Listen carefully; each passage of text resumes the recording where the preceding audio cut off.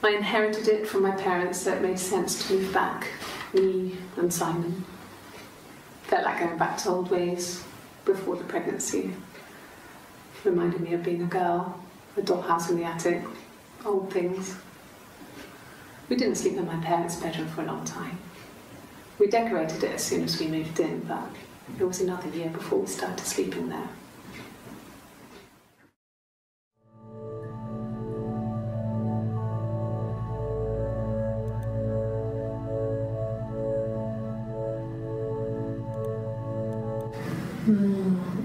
She recognised me from the window. She told me to come inside, and she hid me. They had made the attic into a place where Hannah could play. There was a dollhouse. She hid me up there. No one else ever went into the attic. It was her place.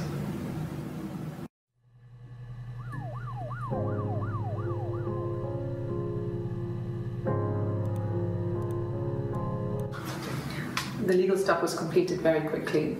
Hannah moved back in with Simon. Eric gave Simon the week off to help with the move. He decorated, modernised wallpaper, curtains. Hannah insists the attic be left as it was, dollhouse and all. Simon never went up there.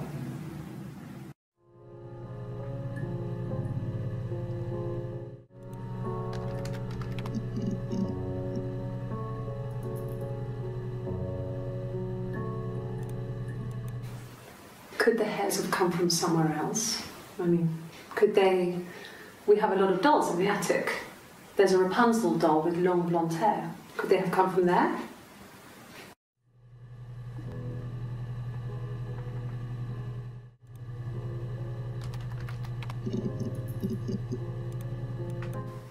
He was wearing a shirt, a blue turtleneck shirt and jeans. He has a watch. It's a really nice one. That was a gift from his boss, Eric. He had his coat, a long grey duffel coat, like Paddington Bear. He would have taken that with him. It's not in the house.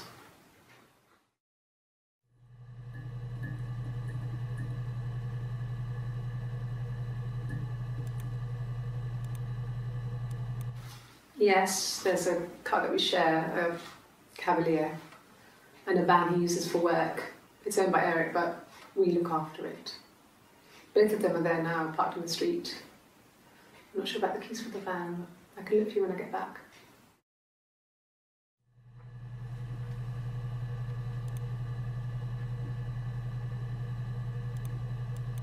Yes, that would be in his wallet. It's a Visa, a silver one. He doesn't like to spend money he doesn't have, so he usually pays with cash, but Eric convinced him to get one.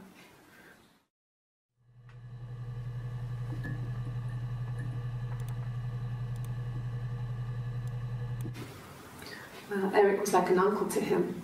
They were pretty close. They spent a lot of time with each other, especially when they have to go to conferences. Have you met his wife, Diane?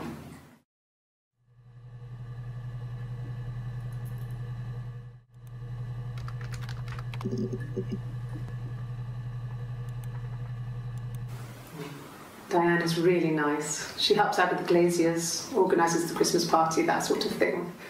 They have 2 kids, really sweet kids. She used to look out for me when I worked there.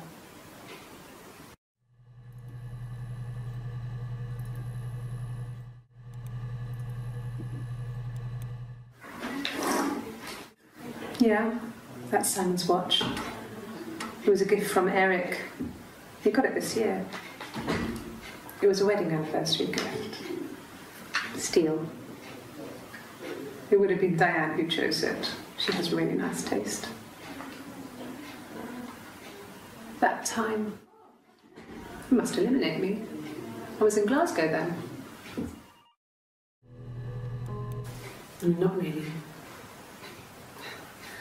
He would go to the pub. He had his drinking buddies there, but no one ever really came back to the house. Sometimes Eric, his boss, and his wife would come in for dinner. That would be us returning the favour. Diana's a really good cook, into her trendy ingredients. And the last time Simon cooked something off MasterChef, he got the recipe off CFAX, and I did my Lloyd Grossman bit, commenting from the sidelines. I had to find fennel from the supermarket. Have you ever eaten fennel?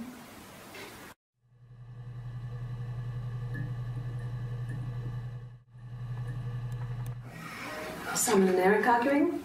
No, I can't imagine they'd be arguing, and they get on so well. Unless it was something to do with work. Maybe Simon was being too much of a perfectionist. But I don't know. You should ask Diane.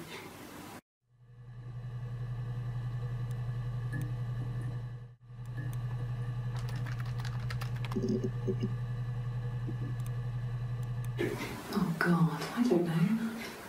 I mean, I guess The Rock. You've spoken to everyone there.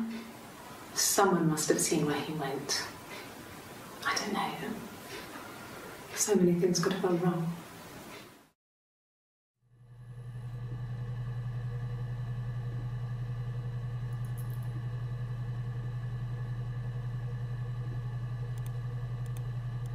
No, no one has been in the last few weeks.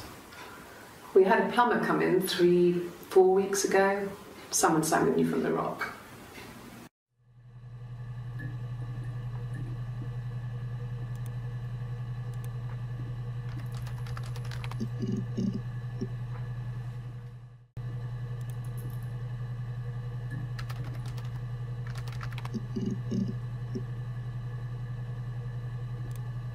I got in the car and I drove.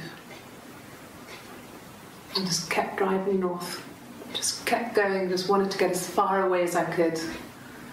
When I finally stopped, I was all the way up in Glasgow. I was so tired. I just had to sleep.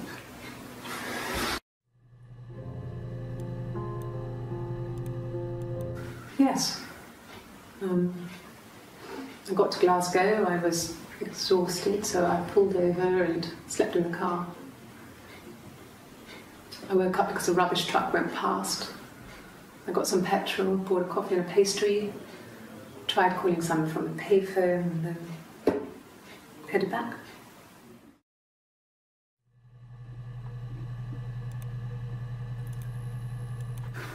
No, I don't think so. Glasgow was deserted that early in the morning.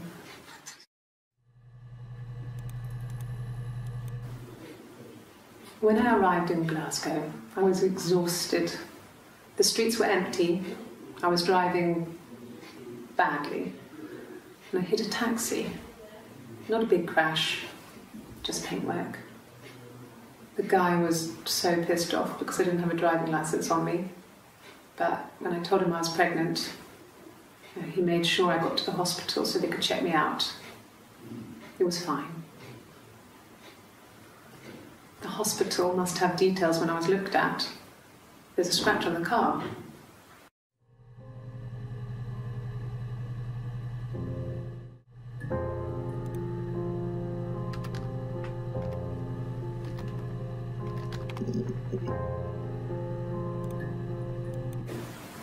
Yes, I'm fine. I won't be sick again. This happens some days. I'm pregnant. This morning sickness.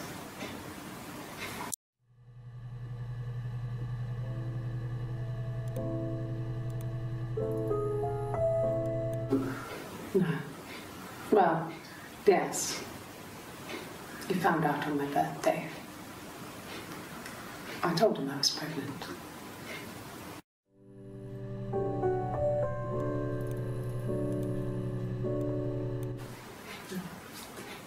It's Rapunzel. The story starts when she's born. Mother Gothel, a witch, takes Rapunzel from her parents and keeps her locked up in this tower.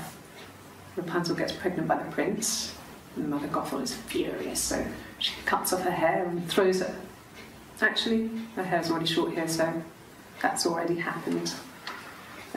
She throws her into the wilderness, and Rapunzel is reunited with the prince, who's blind, but she kills him with her tears, and so it's a happy ending.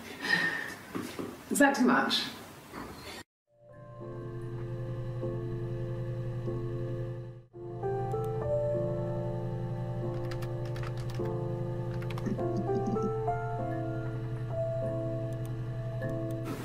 No. I lost the baby. I had a miscarriage at 8 months. We carried on living at Simon's parents until, well, it was only a few months after.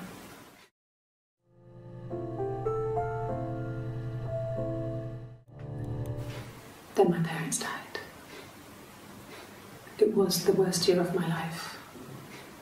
The miscarriage and then my parents.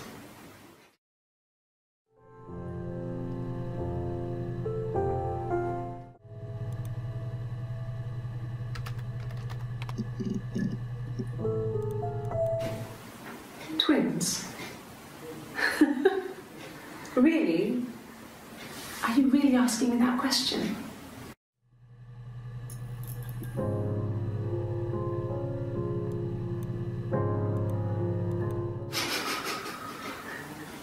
Are you out of your mind?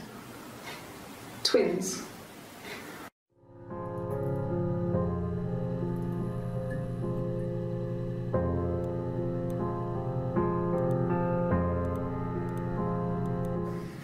There were always princes and princesses. They were the special people, more important than the other characters in their stories. We knew we were like that. Twins. Magical. We were the princesses.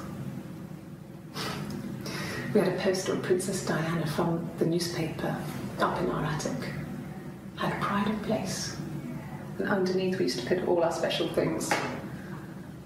When her engagement was announced, we were obsessed with everything she did. And later, when her life went so bad, we felt for her. Her divorce last year just kind of drew a line under things.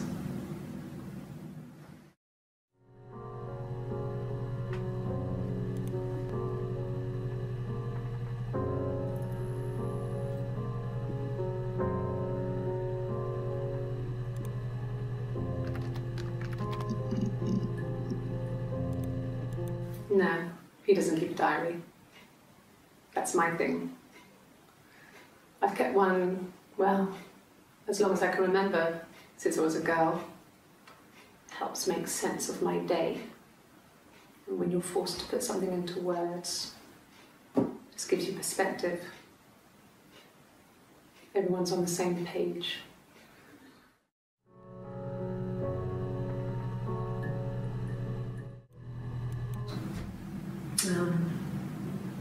When I was 8, Mother died. She slipped down the stairs. It was an accident. I had read a diary at that point and I knew she wasn't my real mother. So I burned the diary that day and I left. Walked out and across the street.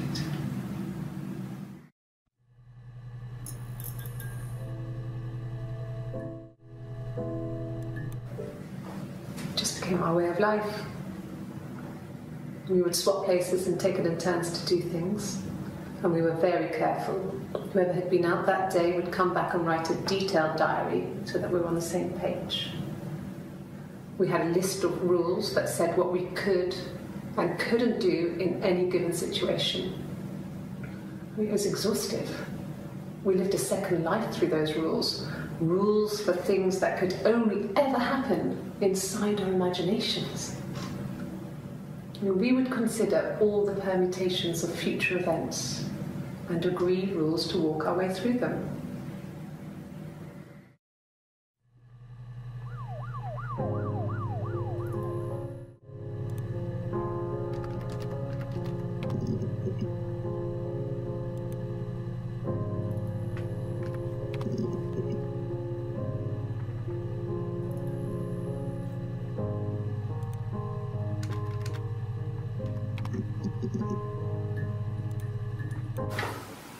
What kind of hairs?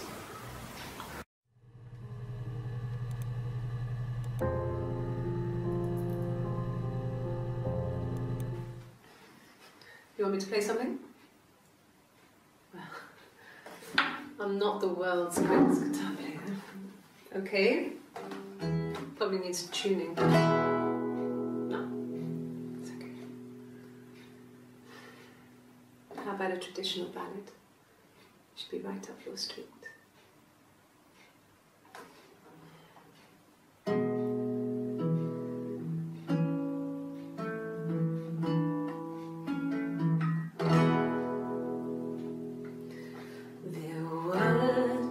Sisters came walking by the sea.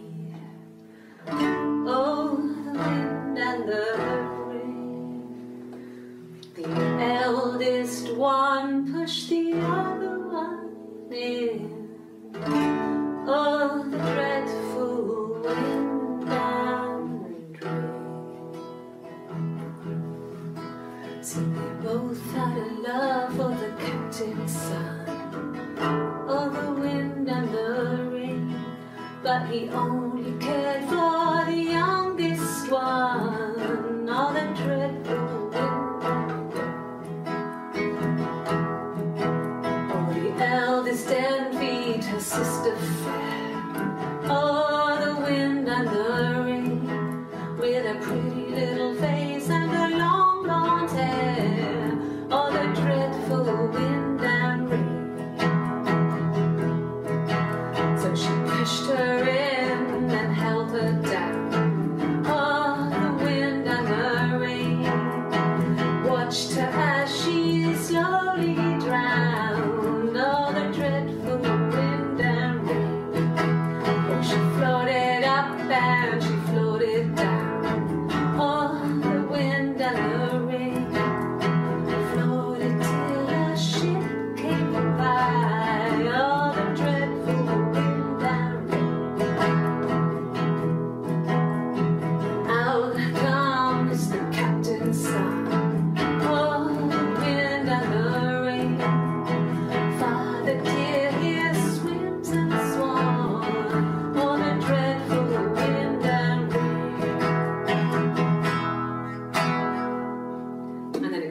So I think that's a good place to stop.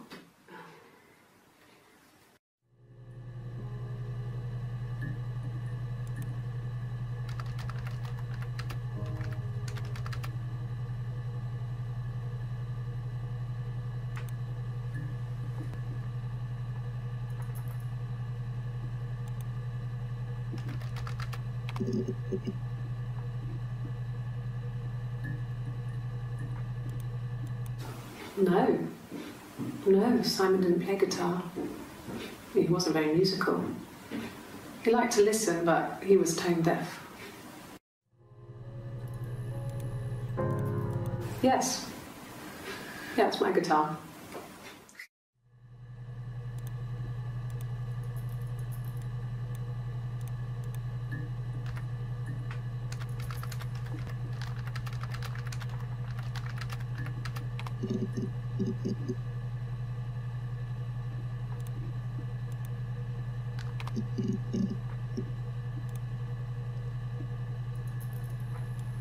Really? Okay. Here's the rest. Oh, they laid a body on the dock to dry. Oh, the wind and the rain, till a fiddler with a fiddle came walking by. Oh, the dreadful wind and rain. And he made a fiddle bow of her long hair. Oh, the wind and the rain. Yes, he made a fiddle bow of her long blonde hair. Oh, the dreadful wind and rain. And he made fiddle pegs of her finger bows. Oh, the wind and the rain. Yes, he made fiddle pegs from her finger bows. Oh, the dreadful wind and rain. And he made a fiddle out of her breastbone. Oh, the wind and rain. The sound could pierce her heart of stone. Oh, the dreadful wind and rain. But the only tune that the fiddle could play was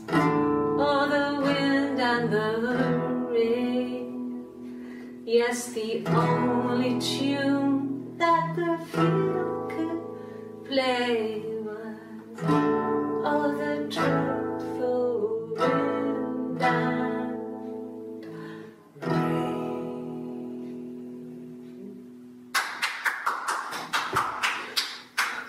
Anything you sing may be used as evidence against you.